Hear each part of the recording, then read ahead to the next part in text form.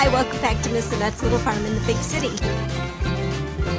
Today's book is The Mitten by Alvin Tresselt.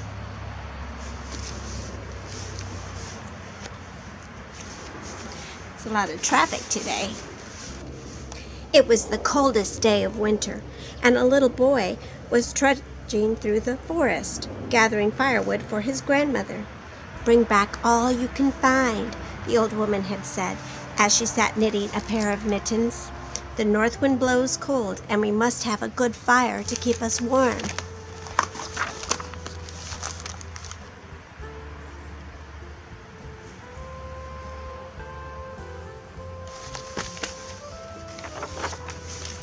All morning the boy worked picking up sticks until his sled was well loaded.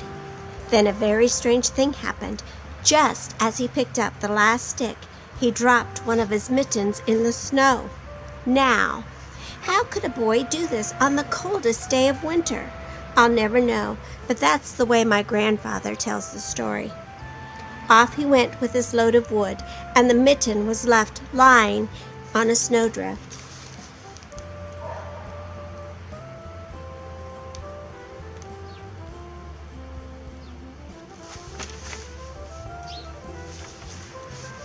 As soon as he was out of sight, a little mouse came scurrying through the woods. She was very cold, and when she spied the little boy's mittens with its feathery fur cuff, she popped right in to get warm. It was just the right size for a tiny mouse. I have a lot of stories about mice. I must really like mice, huh? Presently, a green frog came hip-hopping over the snow. "Anybody home?" she asked when she saw the mitten. "Only me," said the mouse, "and come in quickly before you freeze."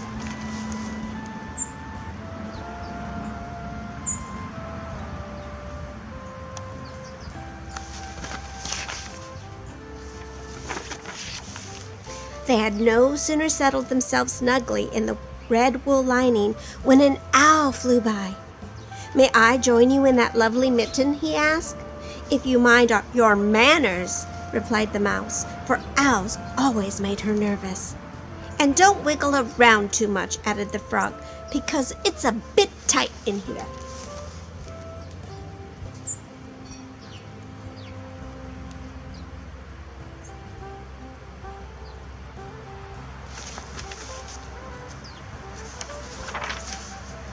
It wasn't long before a rabbit came down the forest path. "Is there room for me in that nice warm mitten?" asked the rabbit. "It's awfully cold out here." "Not much space left," said the mouse and the frog and the owl. "But come in. We'll see what we can do."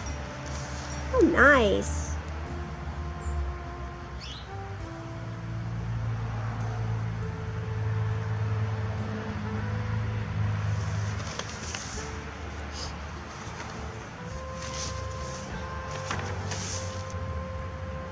Even before the rabbit had gotten herself tucked in, a fox trotted up to the mitten, and after a good deal of trouble, she got herself in along with the others.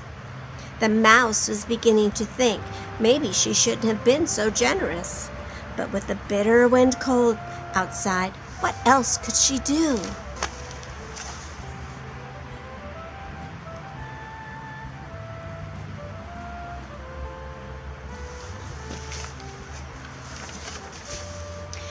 And now, as if things weren't bad enough, the next visitor was a big gray wolf who wanted to come in too.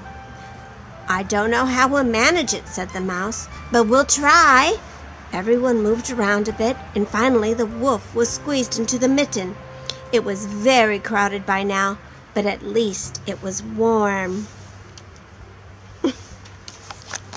That is so cute how they made it into a little house.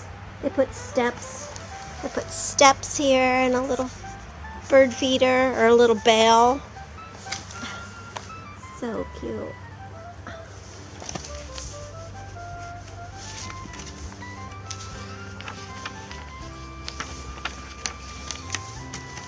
Things had just gotten arranged nicely when the animals heard a great snorting. It was a wild boar, and he was very anxious to get in out of the wind. "Oh dear," cried the mouse, for the mitten was already beginning to stretch a little. "We just don't have any more room." "I'll be very careful," said the boar. With that, he squinched himself into the mitten along with the mouse and the frog, the owl, the rabbit, the fox, and the wolf. I know this is so because my grandfather told me.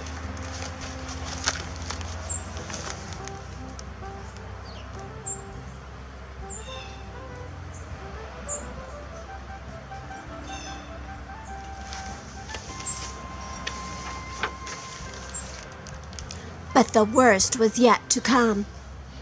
For who should appear now but a bear?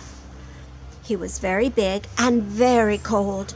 "No room, no room," cried the animals, even before the bear had a chance to speak.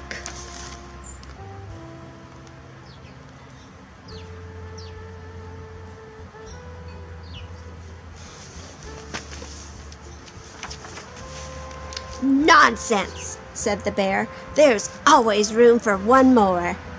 And without so much as a please or thank you, he began crawling into the mitten. He put his paw in first, and the mitten creaked and groaned. He put his other paw in, and one of the seams popped. Then he took a big breath and pushed himself in. Look at that. See right here, you see the owl through the seam that popped.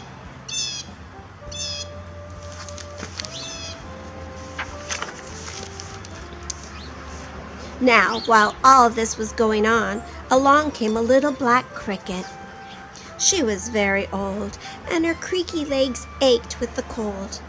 When she saw the mitten, she said to herself, "Now that looks like a nice, warm place. I'll just hop over and see if I can squeeze in too." Poor little cricket kind of reminds me of Miss Annette.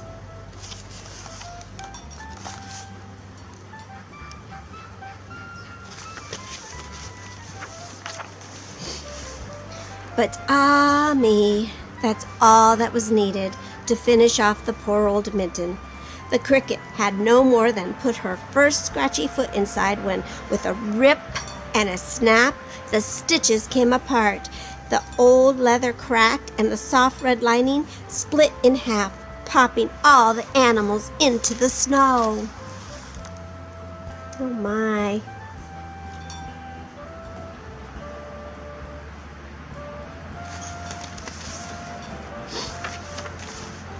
Well, at this very moment, the little boy discovered that he had only one mitten, so back he went to see where he might have dropped the other one. But all he could find were the ripped-apart pieces. And he thought he saw a little mouse scurrying away, with a bit of red wool perched on her head. It looked very much like the lining from the thumb of his missing mitten. "Oh well," said the boy as he snuggled his cold hand inside of his coat. "My grandmother will surely have my new mittens finished by now." Then he hurried home with the north wind nipping at his cheeks. Right here is a little mouse.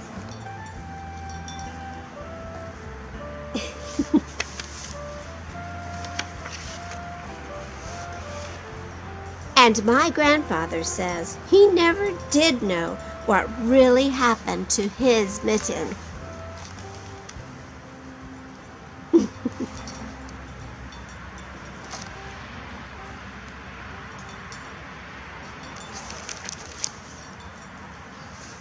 Now this said that this story, I'm going to look at the beginning because I wanted to say it's an old Ukrainian folk tale. How about that? That was a lot of fun to read. Thank you for visiting Miss Annette's Little Farm in the Big City. We'll see you next time. Bye!